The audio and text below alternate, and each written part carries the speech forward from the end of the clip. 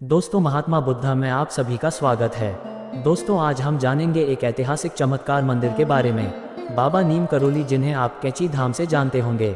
नीम करोली बाबा के 5 चमत्कार। नंबर 1। एक बार बाबा फर्स्ट क्लास कंपार्टमेंट में सफ़र कर रहे थे।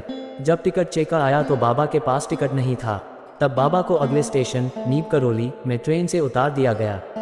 बाबा थोड़ी दूर पर ही अपना चिपटा धरती में गाड़कर बैठ गए। ऑफिशियल्स ने ट्रेन को चलाने का ऑर्डर दिया और गार्ड ने ट्रेन को हरी झंडी दिखाई, परंतु ट्रेन 1 इंच भी अपनी जगह से नहीं हिली। बहुत प्रयास करने के बाद भी जब ट्रेन नहीं चली तो लोकल मजिस्ट्रेट, जो बाबा को जानता था, उसने ऑफिशियल्स को बाबा से माफ़ी मांगने और उन्हें सम्मानपूर्वक अंदर लाने को कहा। ट्रेन में सवार अन्य लोगों ने भी मजिस्ट्रेट का समर्थन किया। ऑफिशियल्स ने बाबा से माफ़ी मांगी और उन्हें ससम्मान ट्रेन में बैठाया। बाबा के ट्रेन में बैठते ही ट्रेन चल पड़ी।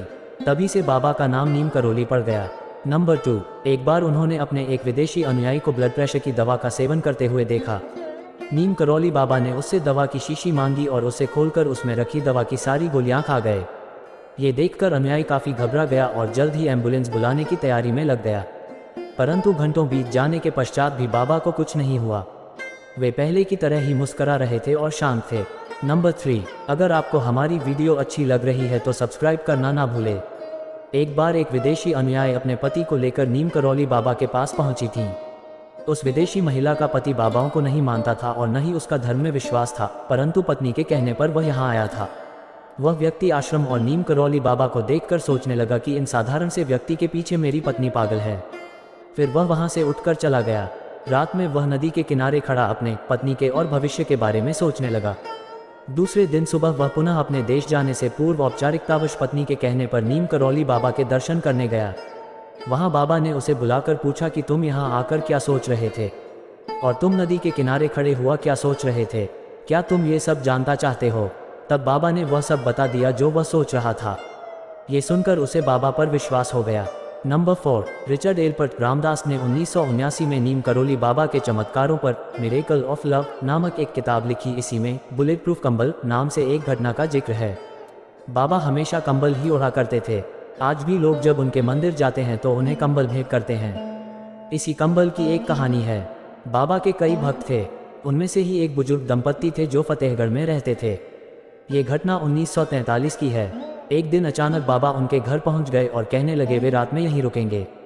दोनों दंपत्ति को अपार खुशी तो हुई, लेकिन उन्हें इस बात का दुख भी था कि घर में महाराज की सेवा करने के लिए कुछ भी नहीं था। हालांकि जो भी था उन्होंने बाबा के समक्ष प्रस्तुत कर दिया। बाबा वह खाकर एक चारपाई पर लेट गए और कंबल ओढ़कर सो गए। दोनों बुजुर्ग दंपत्ति भी सो गए, लेकिन क्या नींद आती? महाराज जी कंबल ओढ़कर रात भर कराहते रहे। ऐसे में उन्हें कैसे नींद आती? वे वहीं बैठे रहे उनकी चारपाई के पास। पता नहीं महाराज को क्या हो गया, जैसे कोई उन्हें मार रहा है। जैसे तैसे कराहते कराहते सुबह हुई। सुबह बाबा उठे और चादर को लपेटकर बुजुर्ग दंपत्ति को देते हुए कहा, इसे गंगा में प्रवाहित कर देना। इसे खोलकर देखना नहीं, अन्यथा फंस जाओगे। दोनों दंपत्ति ने बाबा की आज्ञा का पालन किया। जाते हुए बाबा ने कहा कि चिंता मत करना, महीने भर में आपका बेटा लौट आएगा। जब वे चादर लेकर नदी की ओर जा रहे थे तो उन्होंने महसूस किया कि इसमें लोहे का सामान रखा हुआ है, लेकिन बाबा ने तो खाली चादर ही हमारे सामने लपेटकर हमें दे दी थी। खैर, हमें क्या, हमें तो बाबा की आज्ञा का पालन करना है। उन्होंने वह चादर वैसी की वैसी ही नदी में प्रवाहित कर दी। लगभग 1 माह के बाद बुजुर्ग दंपत्ति का इकलौता पुत्र बर्मा फ्रंट से लौट आया। वह ब्रिटिश फौज में सैनिक था और दूसरे विश्व युद्ध के वक्त बर्मा फ्रंट पर तैनात था। उसे देखकर दोनों बुजुर्ग दंपत्ति खुश हो गए और उसने घर आकर कुछ ऐसी कहानी बताई जो किसी को समझ नहीं आई। उसने बताया कि करीब महीने भर पहले एक दिन वह दुश्मन फौजों के साथ घिर गया था। रात भर गोलीबारी हुई। उसके सारे साथी मारे गए, लेकिन वह अकेला बच गया। मैं कैसे बच गया यह मुझे पता नहीं। उस गोलीबारी में उसे एक भी गोली नहीं लगी। रात भर वह जापानी दुश्मनों के बीच जिंदा बचा रहा। भोर में जब और अधिक ब्रिटिश टुकड़ी आई तो उसकी जान में जा आई। यह वही रात थी जिस रात नीम करोली बाबा जी उस बुजुर्ग दंपत्ति के घर रुके थे। नंबर 5। जूलिया रॉबर्ट ने बाबा को कभी नहीं देखा था, परंतु उनके सपने में बाबा अक्सर आ जाते थे। एक दिन उन्होंने उनका चित्र कहीं पर देखा और वे तभी से उनकी भक्त बन गई थी। जूलिया रॉबर्ट ने उनके चित्र देखकर और अमेरिका में निवास कर रहे उनके अनुयायियों से उनके किस्से सुनकर हिंदू धर्म को अंगीकार कर लिया।